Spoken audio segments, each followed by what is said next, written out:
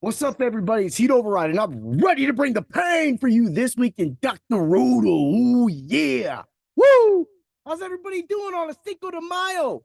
It's none other than your boy's birthday. Ooh, yeah. So we're going to do a little yeahs and have some fun, do some things, and talk about my recent article. So on Dr. Roto, just hit today in the morning, I did a Dynasty Super Flex rookie draft, only 3 rounds.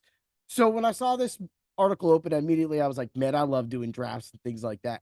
So I popped right into it, man. And you can get this article and so many other articles right now going on. We just had the top 10 Dynasty quarterback article drop.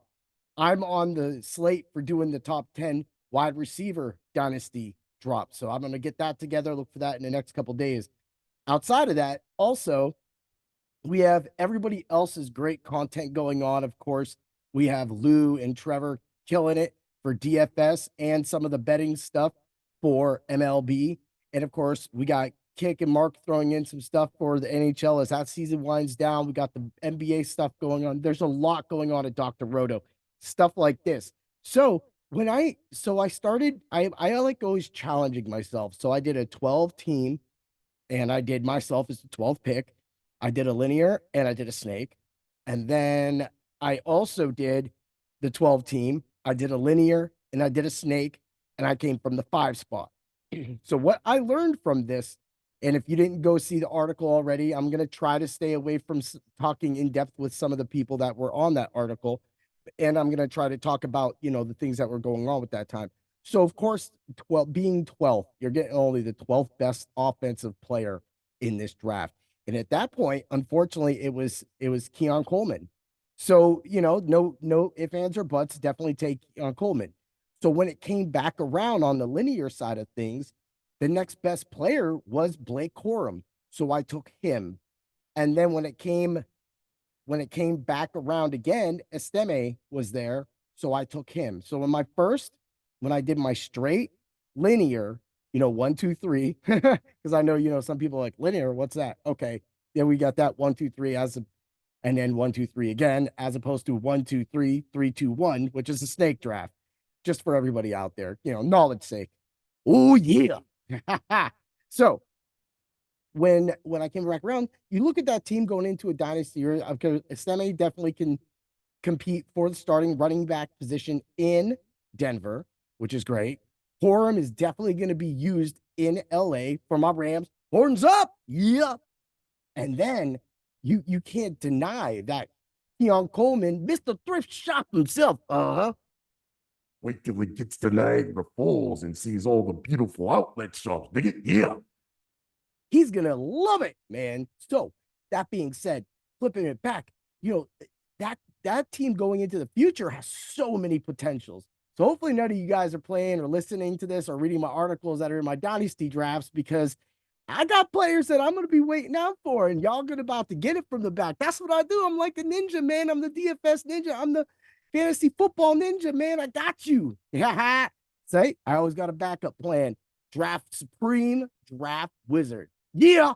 So that being said, getting back to it, I did the next draft. I came in 12th spot and I popped it to where I could actually, do a snake. And for some reason, the way it worked out in that super draft too, I ended up getting Keon Coleman and Brock Bowers. Okay. Okay. So we're gonna see that. I thought in a couple ways, Brock had slipped down, and that's okay. That does happen. But for me, I thought that was a really good flow to the team. And then when the team came back around, there was just really nobody left. So of course it was Stemme again. So you kind of see in the third round if it's Stemme there. I'm saying his name. I think you're saying his name. If I'm messing your name up, dude, sorry, bro. Anyway, so like moving on into it. So then I said, all right, I'm done with this linear and the 12 team and just waiting till the end of the draft and not getting another pick, right? So bam, 5, right? Started it right off the go. Bang, bang, bang. I could either pick Drake May or I could pick JJ McCarthy in the 5 hole. And of course, I went with one of the guys that's in my article, JJ McCarthy. I explained a lot of reasons why, but what is there not to like about this? It was definitely going to happen. The Vikings were definitely in the market to trade up. They wanted this guy.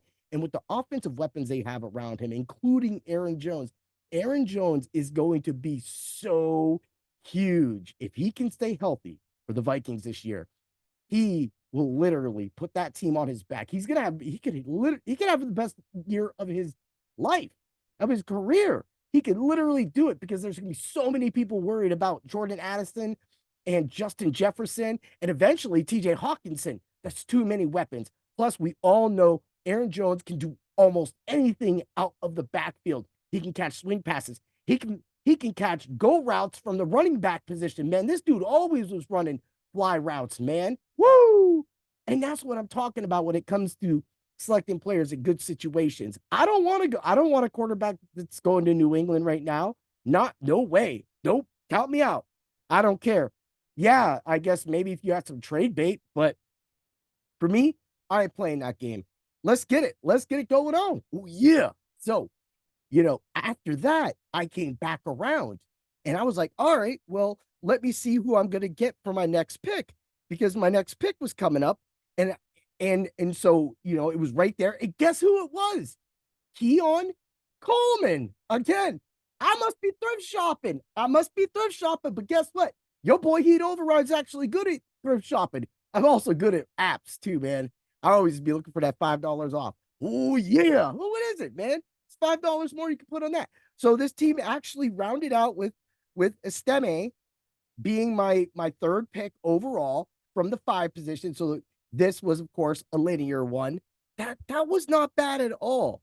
And then, when I did, so that one right there, no, that was the snake draft.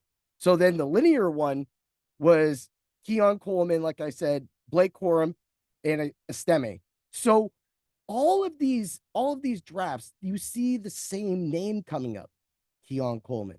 So if you're picking late, or if you have a mid-round pick, like a fifth or a fifth to say a 7th round pick in the first round, you're most likely going to be looking at, Drake May and JJ McCarthy. So you're going to probably go with McCarthy. When you come back around, Coleman is a huge consideration.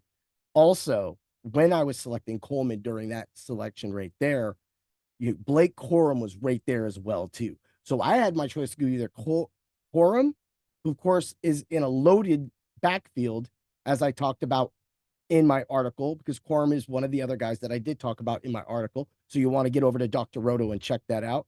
Also, it keeps coming up. So to pull off a JJ McCarthy and a Keon Coleman in a dynasty is amazing. And that's it. So I did do one draft. I'm not going to put any time on it because I don't want this to go too long. I did a 12-team full dynasty rookie draft. And I did this from the 12 spot.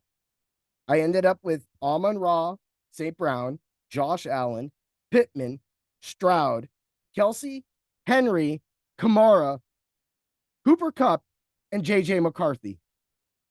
I'll take that team any day. So if you're entering a full draft and you have the back pick, it doesn't matter what you pick. If you could put together a team like that, come in with Amon-Ra St. Brown, and then you could follow that up with one of the best fantasy quarterbacks right now, Josh Allen. Everybody's like, oh, he's going old, and everybody's going to be going young. Everybody's going to be going maybe Burrow. They're going to be going maybe Herbert.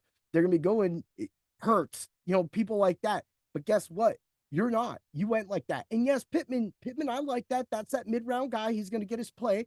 And then, like I said, to get CJ Stroud, and this is a super flex. These were all super flex. So to get that in a CJ Stroud, come back with Kelsey. Of course, he's only going to play maybe one more year. It doesn't matter. You get that hammer right there. And with this team, I did follow it up with Njoku, Sutton, Hubbard, Dobbs, Steele, and that was it. So that team right there is exactly what you're looking at when you're drafting from the 12th hole in also a full dynasty and rookies included draft right now. Because some people are going to go for Marvin Harrison Jr. in that first round, which is going to allow someone like St. Brown to fall to you. That's awesome stuff. All right. If you don't know where to find me at, you can find me on Facebook at Bring the Pain heatroverride.com, you know, at number 8, you can find it. You know what the logo looks like. You see it right there? For those people watching on the video stream. And then you can find all of my work, articles, and podcasts at drroto.com. As well, you can follow me on YouTube at Heat Override, number 5. Oh, yeah. And you can follow me on Twitter, or the X, whatever you call it. We throw it together. That's what us VGM people do. Thanks for the hashtag on that, Martyrs. Oh, yeah.